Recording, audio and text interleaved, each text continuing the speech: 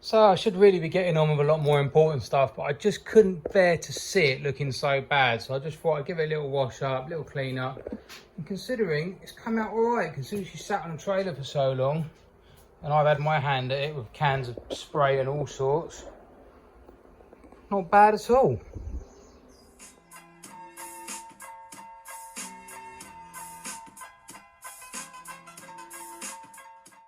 So I think this thing's really trying to fight me to not go. Well, I was just cleaning up a bit, and from nowhere, absolute puddle of oil. It's engine oil. Hopefully it's not. Hopefully it's not the rear seal on the engine, because that could mean game over for nostalgia for me. But I'll get a look at it tomorrow morning.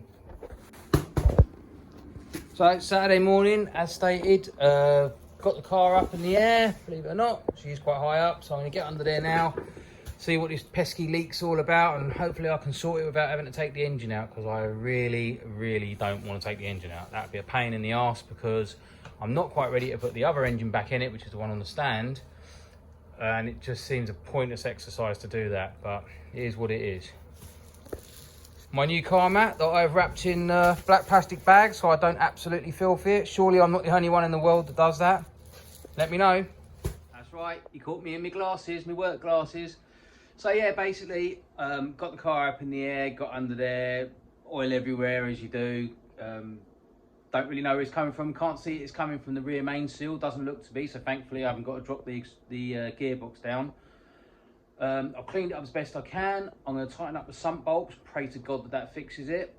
Aside from that, to clean it up, and all I can do is fire it up, run it up and see what happens. But yeah, I'll show you. Alright, so we'll go under here, see if I can get you guys under here. Right. What a squeeze, eh? What we do on a bank holiday, eh?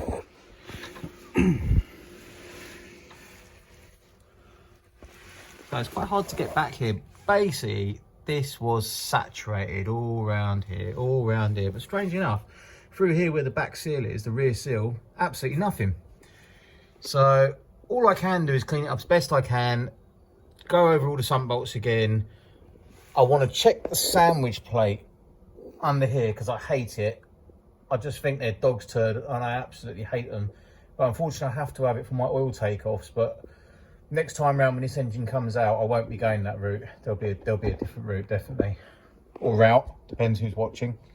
But yeah, so just going to go around, clean up everything as best I can, tighten it up, probably do an oil change, fire up, see if oil starts dripping out of somewhere, which I'm least expecting. And that's kind of that. Tranny seems to be fine, didn't seem to have much there.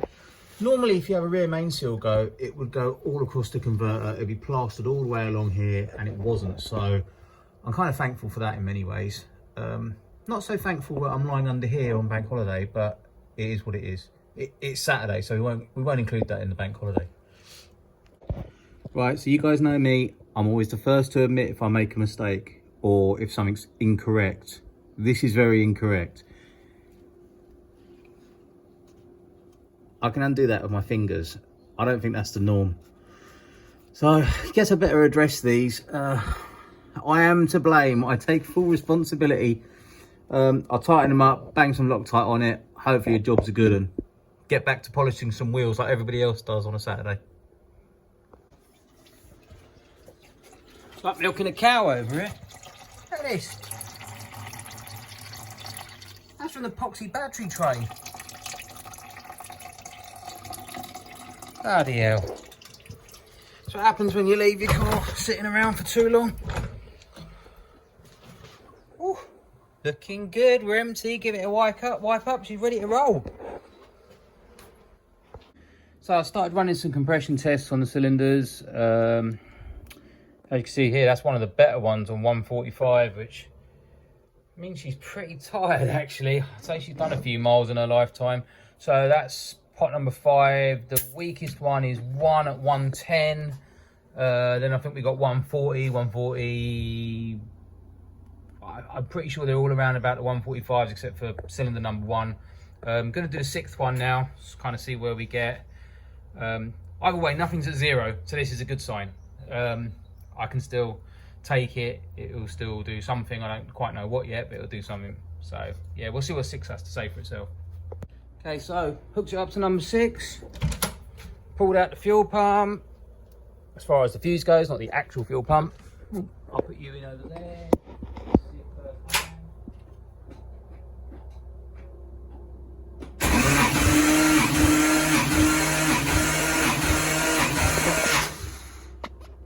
And that's it, let's see what we got. She's doing something, so I'm happy with that. Better than 0, and I have had 0 before. Where are we?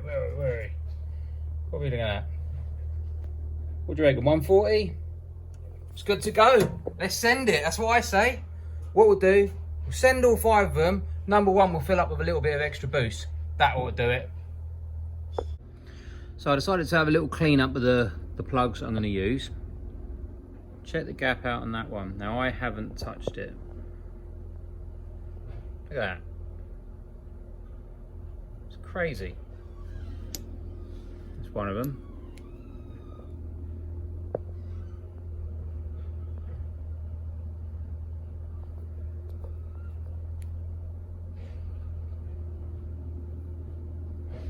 Pretty uniform.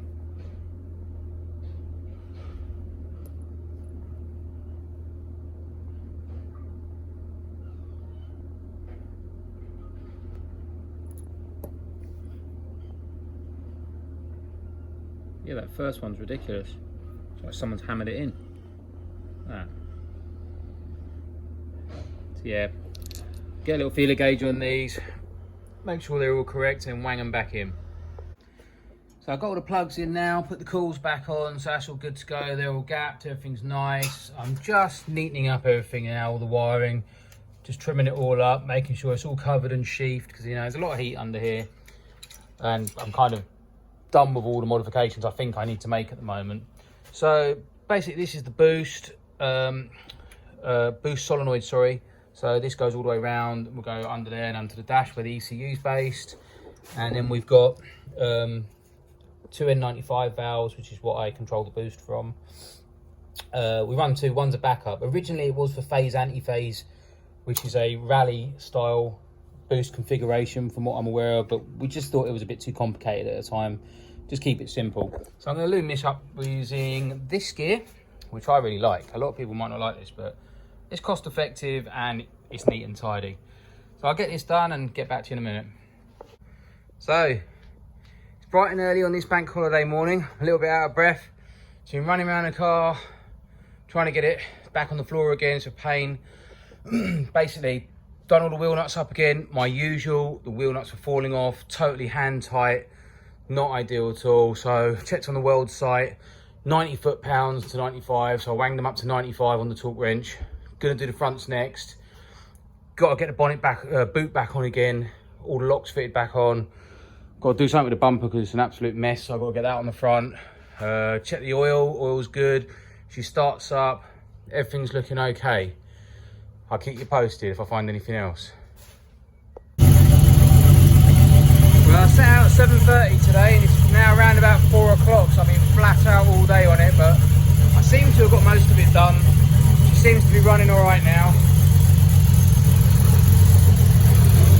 Not much I can say really. Filled her up with water, she's ready to go.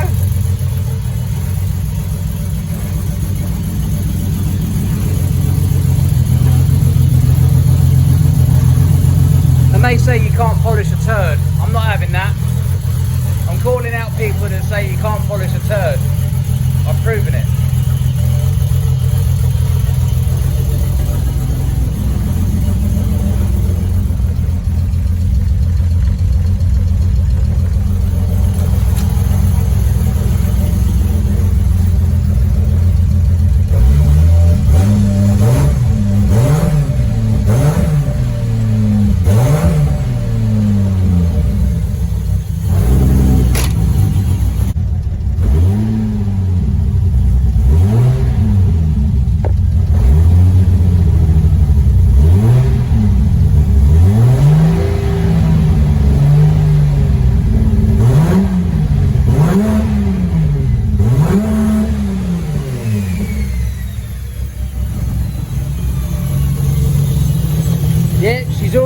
go.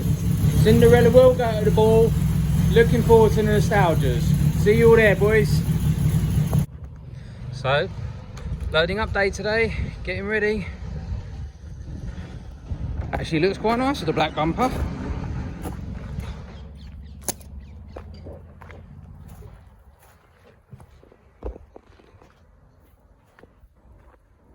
Shiny.